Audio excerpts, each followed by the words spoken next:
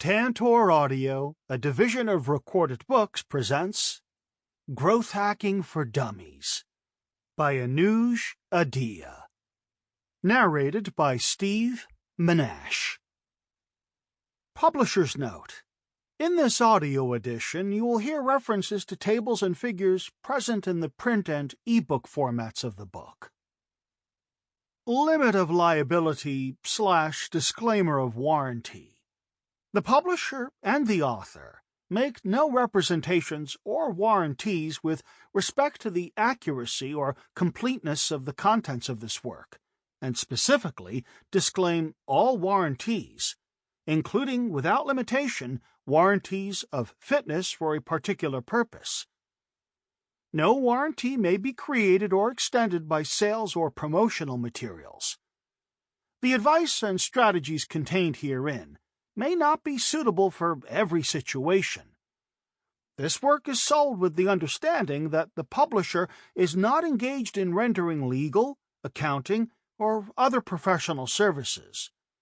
If professional assistance is required, the services of a competent professional person should be sought. Neither the publisher nor the author shall be liable for damages arising herefrom. The fact that an organization or website is referred to in this work as a citation and/or a potential source of further information does not mean that the author or the publisher endorses the information the organization or website may provide or recommendations it may make. Further, listeners should be aware that Internet websites listed in this work may have changed or disappeared between when this work was written and when it is heard. Introduction. Welcome to Growth Hacking for Dummies. First, a little bit of history. The concept of growth hacking became popular toward the middle of the 2010s, and its ideas have been used by some of the world's fastest-growing companies to unlock breakout growth. You might already have heard about growth hacking and how it has contributed to the growth of the fastest-growing startups over the past decade. You may even have read about how growth hacking has transformed the marketing field as well as how products are developed. What you may still be unclear about is what this growth hacking concept really is. Growth hacking has always existed, but before the phrase was coined by Sean Ellis, no one had a well-defined way to describe the process. A process, mind you, that was already being practiced with great success in areas of innovation like Silicon Valley. I was lucky enough to find Sean and then work directly with him, as the popularity of the concept began to explode and helped cement its status as a concept that startups cannot ignore if they are to raise the odds of unlocking breakout growth. Startups aiming to replicate the success of bigger companies are looking to understand what these successful companies did differently that helped change the trajectory of their growth. Over the past 5 years, having been part of and leading growth teams and mentoring startups on implementing growth hacking methodologies, I found that there was a need to write a digestible guide that someone like me, who previously had no background with startups, growth, marketing, or product development, could understand and use. Growth hacking has now taken its place among other buzzwords among those familiar with the startup and tech space. In this book, I clear up some of the biggest misunderstandings on what growth hacking is, and most importantly, what it is not. The information in this book will give you the confidence to be successful using the growth hacking methodology. Even if you're familiar with the core concepts of growth hacking, this book may still introduce you to a different way of looking at growth, marketing, and product concepts, and may also provide you with some tips on how best to explain to others exactly what growth hacking is. About this book. This is a book about clarifying growth hacking's intent. The entire point of the practice is to grow the value you deliver to your customers. You do that by implementing a cross-functional process of testing and learning that involves key stakeholders company-wide. This book is as much about the process as it is about the people you call on to execute it, and the kind of culture a company needs if this methodology is to take root and bear fruit. This is also a book about how important it is to align your goals with those of your customers and develop empathy for their needs and motivations if you're going to truly find a path to sustainable growth. When I can, I include real-world examples from my experiences and conversations with other growth professionals. Whether you're a founder, an executive, or a marketing/growth/product professional, you'll find something worth reading in Growth Hacking for Dummies. Foolish Assumptions. To get the most from this book, I assume that you have worked for, are working for, or want to be working for a company that has moved beyond product-market fit. You shouldn't be growing something that you haven't validated a need for. Are willing to let data help you make decisions about how you identify your best growth opportunities. Are willing to try something different from what you have done in the past or from what other companies are doing. Are comfortable reading about strategy, process, teams, and data. Have or will be able to have access to data or at least want to collect and analyze data. Are looking, of course, for an accessible source that keeps it as simple as possible and provides practical advice about how to get started in the real world, as opposed to what you might find in the content deluge you encounter every day. Icons used in this book. Throughout this book, you'll hear these icons used to identify useful paragraphs. The tip icon marks tips and shortcuts that you can take to make a specific task easier. The remember icon marks the information that's especially important to know. To siphon off the most important information in each chapter, just skim these paragraphs. The technical stuff icon marks information of a highly technical nature that you can safely skip over without harm. The warning icon tells you to watch out. It marks important information that may save you headaches. Warning: don't skip over these warnings. How this book is organized.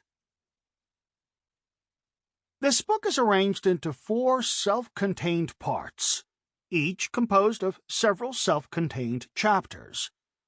By self-contained, I mean that I do my best to tell you everything you need to know about a single topic inside each chapter, other than when I have to reference other parts of the book to connect parts that are legitimately linked. Here's an overview. Part 1. Getting started with growth hacking. These early chapters serve as a primer on growth hacking. In this part, you learn to walk before you run, but what you find here lays the foundation for all that comes later. You'll hear my definition of growth hacking and what it is not, and find an introduction to its important concepts, applications, and options. You'll also gain an understanding of the most important skills needed to build a growth team and have it succeed. Part 2. Seeing where growth opportunities come from. Many people think of growth hacking as something that is complex or different from what they know. In the beginning of Part 2, you get to see how identifying a customer journey helps you identify potential growth opportunities and lets you see what you can hope to learn from interactions at every step of this journey. If you listen to all of Part 2, you'll have examined the different opportunities to provide and enhance value to your customers that you can then double down on with confidence, versus just going with your gut. Part 3. Applying the growth hacking process. In this part, I dive deep into the growth hacking methodology. The key ideas you'll walk away with are the importance of a North Star metric, NSM, building a growth model, and using the growth model to set objectives that you can run tests around. You'll hear about how to establish and manage a growth process that allows you to learn rapidly where the biggest signal for growth may be coming from. And though implementing a growth process is a great start, getting company-wide adoption of the growth mindset is how you truly lay the foundation for unlocking growth, which you'll also learn how to do. Part 4. The Part of Tens. If you have ever listened to another book in the For Dummies series, this part of the book is like seeing an old friend again. The friend might be wearing a different outfit, but you will recognize the person right away. The Part of Tens is a collection of interesting growth-hacking insights, advice, and warnings broken out into 10 easy-to-digest chunks. This part offers 10 benefits, 10 things to watch for, and the like.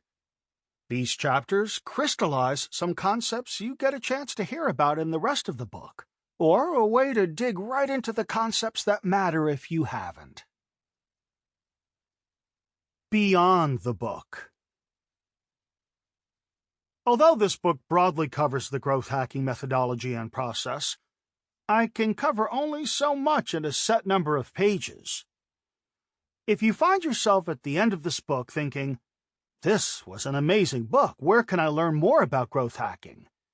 check out Chapter 14, or head over to Dummies.com for more resources. Cheat sheet. If you're looking for the traditional For Dummies cheat sheet, visit Dummies.com and type Growth Hacking for Dummies cheat sheet in the search box. Growth hacking is a vast domain where you're continually challenged to learn something new, given how fast things change. Unfortunately, one book cannot do justice to all these topics, but fortunately, that's why you can find more than one book in this world, and people to help write them. Aside from an introduction to a topic you may not have known much about before, what I aim to do in this book is cover that area of knowledge necessary for a successful application of growth hacking not already covered by other books. I provide a unique, if sometimes strange, point of view about what really matters, honed over many years of practical experiences in the field. What I have to say isn't often what people thought they would find, and I stand by what I think is important enough to share in this format. If you're looking to obtain more depth in a specific technical domain, you can turn to plenty of resources in order to go deeper, not the least of which are other For Dummies books. Other For Dummies books. You can use a number of related books to drill down into topics I could only briefly touch on in this book. For example, Data-Driven Marketing for Dummies by David Semmelroth. Digital Marketing All-in-One for Dummies by Stephanie Diamond. Marketing for Dummies, 5th edition by Jeanette McMurtry. Writing Copy for Dummies by Jonathan Kranz. Web Analytics for Dummies by Pedro Sostra and Jennifer LeClaire. SEO for Dummies, 7th edition by Peter Kent. Advertising for Dummies, 2nd edition by Gary Dahl. AdWords for Dummies by Howie Jacobson. Affiliate Marketing for Dummies by Ted Sudol and Paul Mlajanovic. Content Marketing for Dummies by Susan Ganelius. Customer Experience for Dummies by Roy Barnes and Bob Kelleher. Email Marketing for Dummies, 2nd edition by John Arnold. Facebook Marketing All-in-One for Dummies, 3rd edition by Andrea Vahl, John Hayden, and Jan Zimmerman. Social Media Marketing for Dummies, 4th edition by Shiv Singh and Stephanie Diamond. Inbound Marketing for Dummies by Scott Anderson Miller. Lead Generation for Dummies by Dana Rothman, Mobile Marketing for Dummies by Michael Becker and John Arnold, New Product Development for Dummies by Robin Carroll, B.B. Nelson, and Jeffrey Nicholson, Public Relations for Dummies, 2nd edition by Eric Yaverbaum, Elise Benham, Richard Kirschenbaum, and Selling for Dummies, 4th edition by Tom Hopkins, all published by Wiley. Any and all of these books can produce valuable knowledge, skills, and abilities that can be used to become a more effective growth professional and leader. Where to go from here? You don't need to listen to this book from start to finish. You can, if that strategy appeals to you, but it's set up as a reference guide, so you can jump in wherever you need to. Looking for something in particular? Find the section you need, and then listen to that chapter to resolve your problem. Part 1. Getting Started with Growth Hacking. In this part, seeing what growth hacking is all about, developing your growth hacking skills, building a growth team from the ground up. Chapter 1. Defining growth hacking. In this chapter, the goals of growth hacking, the basic process, separating growth hacking from other practices, sorting through controversies, misunderstandings, assumptions, and falsehoods. Looked at one way, this book is years too late. And yet, from lots of other perspectives, this book is right on time. Growth hacking as a concept became highly popular around 2013 and became, for the next few years, the hot new thing everyone was talking about. So, from that perspective, publishing this book in 2020 would appear to be unnecessary because so much discussion on the topic has happened since then, and people have already had a chance to learn more about it. The problem I've noticed is that outside of a relatively small percentage of true practitioners, no one really seemed to articulate the growth hacking concept correctly. Many people applied an interpretation I thought to be unrepresentative of the ethos of the phrase, an ethos I had learned directly from the person who coined growth hacking in the first place. And as with all things that become popular and aren't understood well, people started applying the growth hacking label to things it shouldn't be associated with. Around 2017, I thought that this would pass because the field was still getting off the ground. But years later, I find that there's still a massive lack of clarity when it comes to this topic. This lack of understanding intensifies as you move geographically farther away from the centers of innovation like Silicon Valley. And even there, it feels like it isn't understood 100% of the time.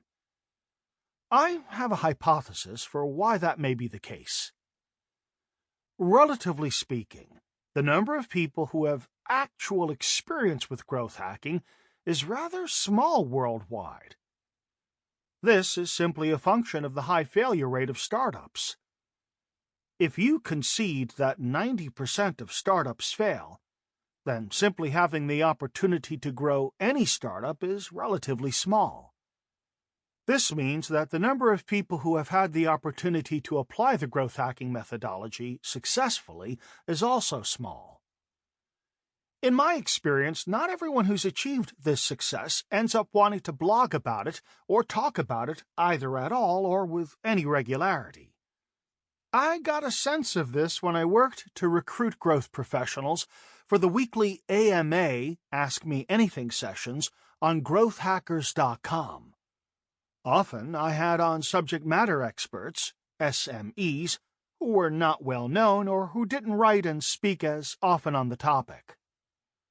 Unfortunately, such a situation presents an ideal opportunity for those who have not been in environments where growth hacking was practiced as intended to present themselves as experts and then offer takes that put forward something that merely approximates growth hacking, or worse, bastardizes the concept to the point where any association with growth hacking starts to have a negative connotation. This book is my attempt to help people who are just like my former self. In other words, people who have no first-hand experience with growth hacking, but find themselves researching about it all the time. It's also for those who have taken their first steps into the field, but don't yet understand it fully because what's out there hasn't been presented in a systematic, easy-to-understand way. Defining growth hacking goals. In relative terms, growth hacking as a concept is quite new. Sean Ellis coined it in 2010 in his seminal Find a Growth Hacker for Your Startup blog post. The concept gained popularity mostly among Silicon Valley practitioners until early 2012, when Andrew Chen wrote his Growth Hacker is the New VP of Marketing post, andrew-chen.co-how-2-b-a-hacker-an-Airbnb Craigslist-case-study, when the phrase truly entered mainstream consciousness. This is not to say that growth hacking was not a thing before Sean coined the phrase. It's just that no one had come up with a way to describe it well. Sean defined a growth hacker as a person whose true north is growth. Everything they do is scrutinized by its potential impact on scalable growth. After your company has found product-market fit, a measure of the degree to which a product satisfies a strong market demand, you need to find a way to grow quickly. I'll talk about product-market fit more in the next section. The explicit role of the person who would spearhead these growth efforts would be to, as Sean also talks about in this post, find scalable, repeatable, and sustainable ways to grow the business. Some concepts were implicit in the words he used in this last statement that have been clarified in various contexts over time, but are worth summarizing here. Growth had to be sustainable. You cannot build a sustainable business if it's one that doesn't continue to deliver value over time. Unfortunately, we don't live in a world where people give us money for nothing on an ongoing basis, so we must provide value. And given that this is a business, and all businesses must grow, it follows that the value we deliver must also grow over time. Sustainability is a function of scalable and repeatable activities. When something is repeatable, it's a process. When an activity or a process is scalable, it means that it can adapt to larger demands, whether that's more users or some other business need, leading to greater stability and competitiveness, which in turn helps growth be sustainable. This also tells us that it will never be just one thing that does the trick. It will always be a combination of many elements working together, each playing its part and leading the way to explosive growth. These scalable and repeatable ways to build a sustainable business would have to be found. By definition, there are no silver bullets. Every business is different. Every context and every audience has its own variables. What works in one instance isn't guaranteed to work in another. You will have to put in the hard work of seeing what works and doesn't work for you. The only way to find what works is to just try things out and see what happens. It also follows that to see what works, those things must be testable and measurable to understand their impact. The more things you try and the faster you try them, the quicker you'll learn about what truly delivers value to your customers. Remember, it's never a situation where you're just trying things randomly. You take advantage of what you already know about your customers to inform hypotheses about what might work across the entire customer journey.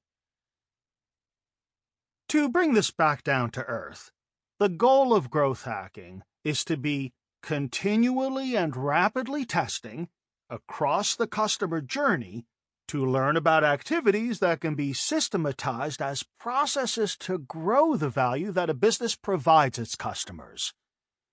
It is as simple and as complicated as that. Any definition that doesn't at least cover all these key aspects is talking about something else, not growth hacking. This book is dedicated to giving you a framework for thinking about how to find these scalable, repeatable, and sustainable ways to grow your business. Working through the basics. Before you think about growing anything, you must have a product that is growable. In other words, you must have validated the need for your product first, popularly known as product market fit. You have no business, literally and figuratively, growing something that you have not confirmed through testing and learning that it's something people want. Tip: Sean Ellis has created a survey to help you qualitatively ascertain how close to product market fit you might be. You can find it at pmfsurvey.com. Even before you get to product market fit, you must know, or at least have a hypothesis for, the value your product provides. This starting point for all growth hacking activities serves as the first part of the growth hacking process. Figure 1-2 shows the process in graphic form, but it can be summarized as follows. 1. Identify your North Star metric, NSM. The NSM is the number that quantifies the value your product provides to your users or customers.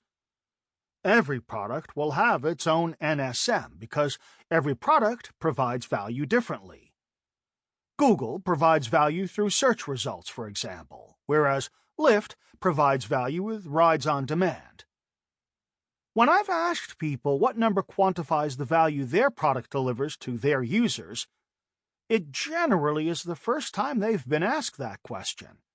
I then get silence, followed mostly by their statement that their NSM is revenue or money, and they're mostly wrong when they say that. Chapter 6 goes into more detail on this topic, along with examples. 2. Analyze your growth model. If every product provides value differently, then the way to grow every product also cannot be the same. Too many different variables are at play.